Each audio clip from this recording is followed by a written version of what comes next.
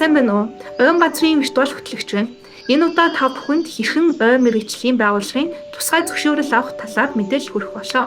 Зөвшөөрлийн тухай хуулийн 8-1-р зүйлийн 1.11-ийн ойн мэргэжлийн байгууллагын үйл ажиллагаа эрхлэх тусгай зөвшөөрлийг ойн асуудал хариуцсан төрийн байгууллага болох ойн газраас олгож байна.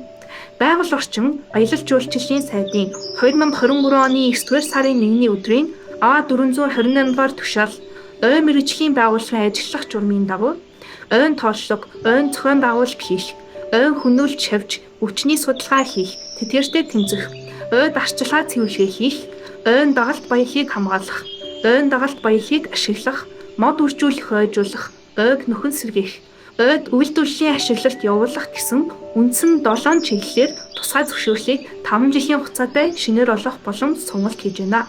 Та бүхэн мэргэжлийн байгууллагын ажиллах журмын дагуу материал бүртгүүлэлт хийж e-business CGM цахимт хүсэлт илгээнэ. Мөн та цахим хүсэлт хэрхэн гаргах тухай видео мэдээллийг ойн газрын forest.gov CGM сайтын цахим үйлчилгээд цонхны тусгай зөвшөөрөл гэсэн хэсгээс харах боломжтой.